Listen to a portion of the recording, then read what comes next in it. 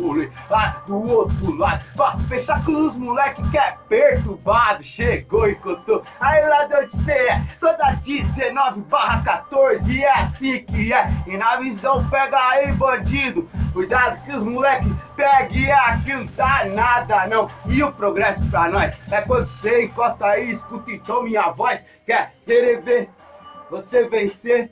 Quem sabe se pá, ter uma família e viver, o seu pivete crescer, e os diplomas ganhar, e os livros de repente estudar e ganhar na visão do ladrão que acredita e faz um rap e acredita na família em primeiro lugar. Eu vou até o final, o Guitrujão, maloqueiro, overdose verbal, tá assinado no placa, tá assinado no peito. Ha, pode pá, sou vilão de peito, tarja preta, junção dos bons até o final, rap de favela, pique original. Oh, não esqueço dos parceiros firmão que tá comigo nas pistas, sempre na missão, na contenção e tio, não é por nada, ó, tô na pista 100%, pode perceber, ó, rap nacional, deixa o chicote estralar, não é por nada não tem hora pra acabar, minha visão vai além de 5 ou 10 minutos, fazendo um rap a cada segundo, tipo meio perturbado, oh, ali tranquilo, oh, tipo alegre, mano, é aquilo, deixa o chicote estralar, é checkmate, tiozão, o Douglas vai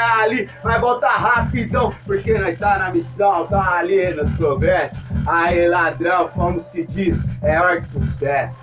Tá ligado, bandido? O Guitrujão do freestyle, tirando uma onda, certo produtor monstro aí, na sintonia, rap original, é desse jeito, 019/14, só no frio, vagabundo, é a bomba que explode, tem!